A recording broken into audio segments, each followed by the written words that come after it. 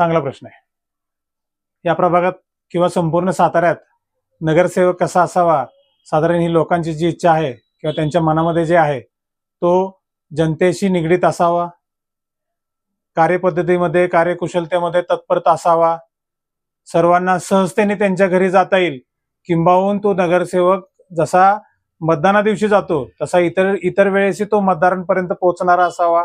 अडीअडचणीच्या वेळेस त्यांच्याशी म्हणजे ते सुखाचे असो किंवा दुःखाचे असो त्यांच्याबरोबर तो राहणारा असावा.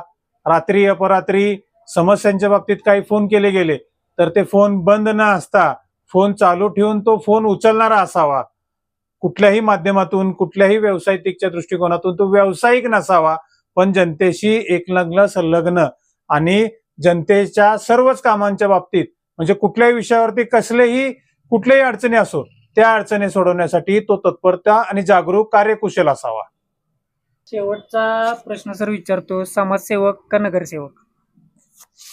समाजसेवक. समाजसेवक का, तर मी आज या मेडिकलच्या माध्यमातून सेवाच देत आलो. आज जर आपण बघितलं किंबहुना जर एक व्याख्या बघितली तर जनसेवा किंवा आरोग्य सेवा हीच ईश्वर सेवा, या माध्यमातून मी जनसेवक. जनसेवक म्हणून आज या निवडणुकीच्या निमित्ताने मला एक संत ज्ञानेश्वर महाराजांची एक छान ओळ आठवते आणि ती ओळ म्हणजे करूया सुखी संसार, करूया सुखी संसार, आनंदी भरू तिन्ही लोक.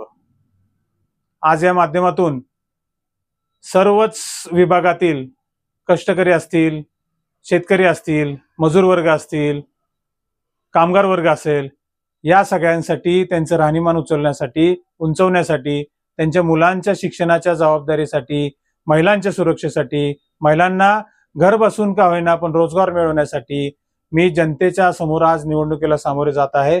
एक सुशिक्षित उमेदवार म्हणून मला आज जनता या प्रभागातून प्रचंड बहुमताने निवडून देईल असा मला विश्वास